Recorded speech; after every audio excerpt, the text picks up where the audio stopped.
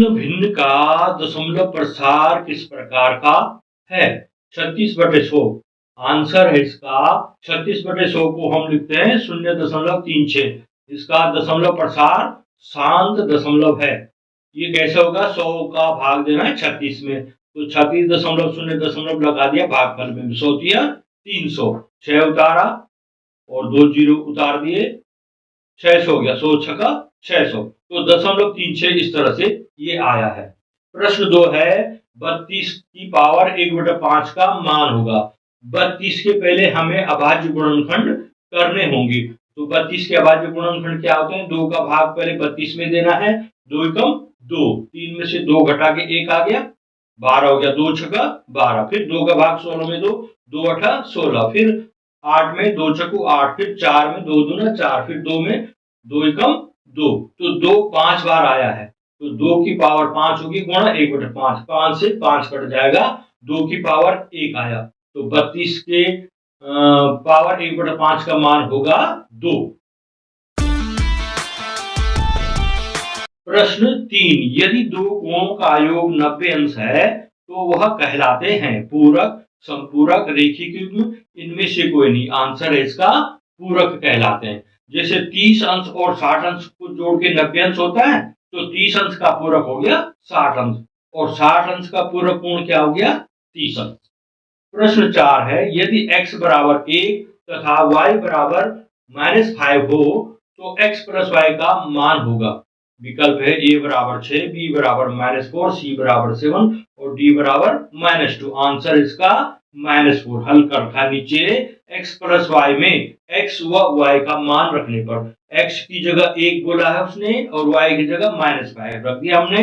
1 - 5 = -4। बड़ी संख्या का चिन्ह लगाते हैं, बड़ी में से छोटे को घटाते हैं, 5 में से घटा के 4 हो गया। प्रश्न 5, यदि किसी घनाभ की भुजाएं 4 सेंटीमीटर, 6 सेंटीमीटर व 3 सेंटीमीटर हो तो घनाभ का आयतन होगा। घनाभ का आयतन का सूत्र होता है LBH, अर्थात लंबाई गुणा चौड़ाई गुणा ऊंचाई। तो इसमें विकल्प बी सही है, 72 सेंटीमीटर क्यूब या 72 घन सेंटीमीटर, इस तरह से भी बोल सकते हैं। घनाभ का आयतन बराबर के 4 × 6 × 3, 4 छक्का 24 और 24 तिया 72 घन सेंटीमीटर इसका आंसर हुआ।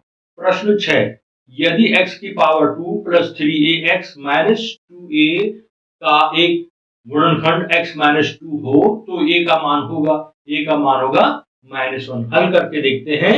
x² + 3ax - 2a में x की जगह 2 रखने पर, तो x है तो वहां पर -2 की पावर 2 हो गया, प्लस 3a, x की जगह 2 रख दिया, -2a = 0, 2 की पावर 2 यानी 4, 3 दूना 6a, -2a बराबर 0, 6 में से 2 घटा देंगे 4a हो जाए, 4 + 4a = 0, 4a बराबर 4 का पक्षांतर करेंगे -4 हो जाएगा। फिर a बराबर क्या होगा? फिर दूसरे 4 का पक्षांतर करेंगे, नीचे चला जाएगा हर में, तो -4/4 = -1। प्रश्न 7, यदि बिंदु A के निर्देशांक -5, 7 हैं तो वह स्थित होगा द्वितीय चतुर्थांश में। 4 विकल्पों में से बी विकल्प सही है। बिंदु A के निर्देशांक -5, 7, इनके चिन्ह है माइनस और दूसरे का प्लस है, तो माइनस व प्लस द्वितीय चतुर्थांश के चिन्ह है, अतः बिंदु द्वितीय चतुर्थांश में स्थित होगा। प्रश्न 8, बिंदु 0,4 स्थित होगा प्रथम चतुर्थांश में, x अक्ष पर या y अक्ष पर या चतुर्थ चतुर्थांश में। आंसर सी विकल्प है, y अक्ष पर, क्योंकि भुज माने x क्या है? 0 है, तो x की न दाएं जाना है न बाएं जाना है, y के ऊपर या नीचे जाना है। क्योंकि y प्लस में है इसलिए y के ऊपर की ओर जाना है, तो यह y अक्ष पर स्थित बिंदु है। प्रश्न 9, एक ठोस में विमाओं की संख्या होती है 1, 2, 3 या 0।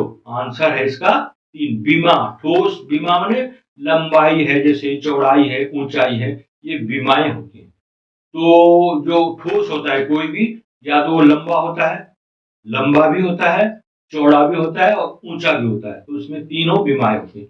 लेकिन जैसे टेबल है, टेबल के ऊपर की जो सतह है उसमें एक लंबाई होती है, चौड़ाई होती है, तो उसमें दो विमाएं होती हैं। लेकिन जो ठोस है जिसको हम उठा के इधर उधर ले जा सकते हैं, पकड़ सकते हैं, वह ठोस, उसकी तीन विमाएं होती हैं। प्रश्न 10 है, चतुर्भुज के चारों अंतःकोणों का योगफल होता है। चतुर्भुज के चारों अंतःकोणों का योग 360 अंश होता है। विकल्प भी सही है। प्रश्न 11, किसी चतुर्भुज के विकर्ण बराबर हैं, वह चतुर्भुज होगा। अगर उसके विकर्ण बराबर हैं तो विकर्ण बने जो तिरछी रेखाएं ए से सी और डी से ए, इनको मिलाते हैं। समलंब है या समांतर चतुर्भुज है या समचतुर्भुज है या आयत है, तो इसका आंसर है आयत है। आयत में दो विकर्ण होते हैं और आपस में बराबर होते हैं। प्रश्न 12, किसी त्रिभुज का क्षेत्रफल होता है। त्रिभुज के क्षेत्रफल का सूत्र आपने पिछली कक्षाओं में भी पढ़ा होगा, 1/2 आधार गुणा ऊंचाई सुना है। ऊंचाई यहाँ पर लंब भी ऊंचाई होती है, तो यहाँ पर बी विकल्प सही है, 1/2 आधार गुणा लंब। प्रश्न 13, दो समांतर चतुर्भुज एक ही आधार तथा एक ही समांतर रेखाओं के बीच स्थित हैं। इनके क्षेत्रफलों का अनुपात है 1:2, 1:1, 2:1 या डी 3:1। आंसर है इसका विकल्प बी 1:1। क्यों? क्योंकि एक ही आधार तथा एक ही समांतर रेखाओं के बीच स्थित दो समांतर चतुर्भुजों का क्षेत्रफल बराबर होता है। 14 है, समबाहु त्रिभुज का क्षेत्रफल होता है √3/4 भुजा का स्क्वायर या √3 इंटू भुजा का स्क्वायर या √3/4 भुजा या 3 इंटू भुजा। इसमें विकल्प ए सही है, √3/4 भुजा का स्क्वायर। प्रश्न 15, वर्ग 90 120 का वर्ग चिन्ह। 90 ऋण 120 नहीं है, 90 से 120 है, इसको ऐसा पढ़ना है। वर्ग 90 से 120 का वर्ग चिन्ह है, तो वर्ग चिन्ह होता है, इन दोनों को जोड़ देना है। उच्च निम्न सीमा 90 है, उच्च सीमा 120 है, इन दोनों को जोड़ देना है। 90 और 120 210 हो गया और उसका आधा कर देना है, तो आधा हो गया 105। तो विकल्प भी यहाँ पर सही है। प्रश्न 16, यदि संख्याओं 7, 5, 13, x व 9 का माध्य 10 हो तो x का मान होगा। इसमें विकल्प ए में 10 है, बी में 12, सी में 14, डी में 16। तो आंसर है इसका विकल्प डी 16। हल करके दिखा रहा है नीचे, पदों का योग करके उसमें पदों की जो संख्या है उससे भाग दे देना है।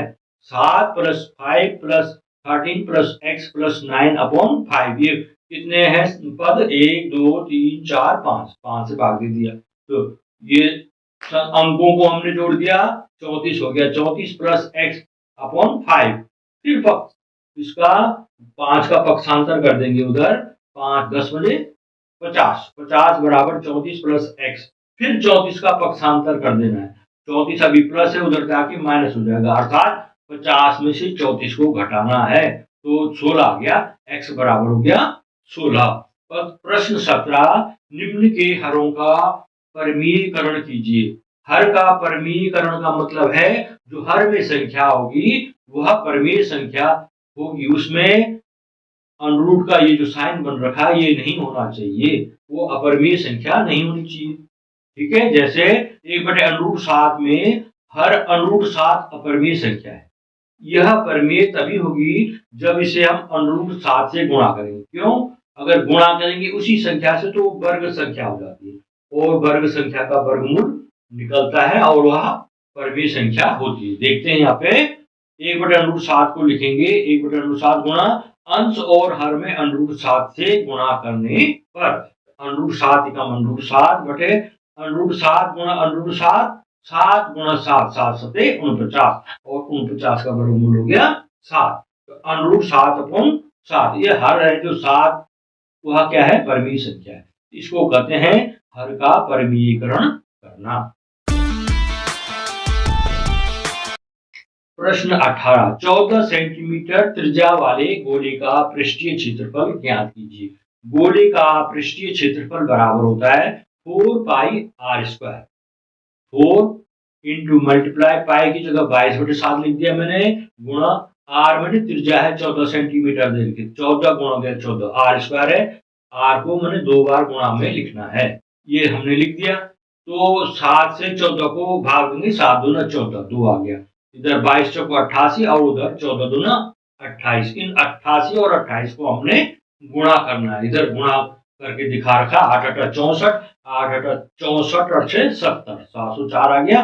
फिर 2 8 16, 2 8 16 1 17, तो हो गया 4 6 7 7 14 को 4 1 2, 2464 वर्ग सेंटीमीटर गोले का पृष्ठीय क्षेत्रफल होगा।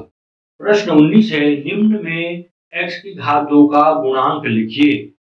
2 - x² प्लस x की पावर 3, यह एक समीकरण है। इसके x की पावर 2 का गुणांक क्या होगा? मैंने x की पावर 2 को किससे गुणा किया गया है? यहाँ पर कोई संख्या नहीं लिख रखी है, तो इसका मतलब ये 1 होगा और उसके आगे ऋण चिन्ह है, इसलिए -1 होगा। बी विकल्प सही है, -1 इस x² का गुणांक होगा।